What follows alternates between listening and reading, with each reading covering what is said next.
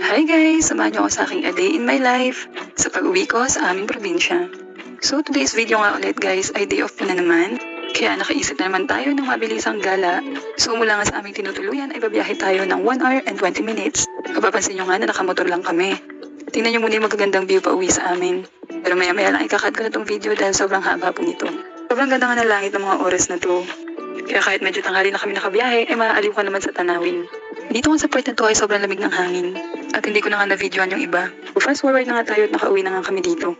Kumain nga kami saglit dito sa binabantayan ng tatay ko. Sobrang lapit na nga dito sa liliguan naming dagat. Nung time nga na to ay nag-aasaran itong mga kapatid ko at pamangkin. Dito sa part na to ay inaapuro na nila akong maligo. Dahil malapit na nga raw lumubog yung araw. At dahil napilit na nga nila ako, tara punta na tayo. At dahil katapat lang natin ang dagat, maglalakad-lakad lang tayo ng konti. Tuwing umuwi nga kami ay libangan na namin ng pagligo ng dagat. Bukod sa malinis ang dagat, libre pang maligo. Eto na rin nagsisilbing banding namin magkakapatid. May mga landilan nga naliligo ng mga time na to. At kasama ko nga itong makukulit kong kapatid at pamangkin. At magsasaglitang ligo nga lang kami hanggang lumubog ang araw. Actually, ligo na rin ako sa dagat dahil ang tagal ko na hindi nakauwi. Dahil nga minsan lang to, susulitin na nating maligo. Tamang emote muna ako at lakad dito sa tubigan. Pero maya-maya lang, isasabayan ko na maligo yung mga kapatid ko.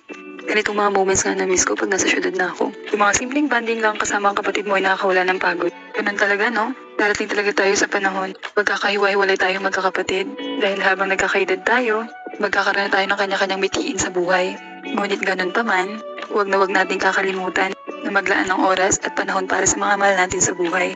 Ang pagkakaroon ng maraming kapatid ay maituturing mong isang pamana sa atin ng ating mga magulang sapagkat darating ang panahon na ang mga kapatid din natin ang pagiging katuwang at kasangga natin sa buhay.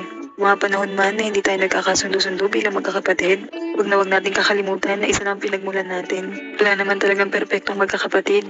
Ang importante ay magmahalan tayo at magbigay ng respeto sa bawat isa. Sa ganung paraan, mabibigyan natin ng kasiyahan ng ating mga magulang. Pakiramdam ko nga ay napakabilis ng oras ng araw na ito. Parang ayaw ko na nga bumalik. Katulad ko rin ba kayo nakakaramdam nito pag umuwi ng probinsya? Pwede lang talagang pahintuin yung oras. Ginawa ko na. Tara't panoorin na nga lang natin yung mga aron dito sa dagat. Sobrang gandang pagmasdan, hindi ba? Ayan na nga at papalubog na rin yung araw. Maya't maya nga lang ay babalik na rin kami. Ayan na nga at pabalik na kami sa mga oras na to.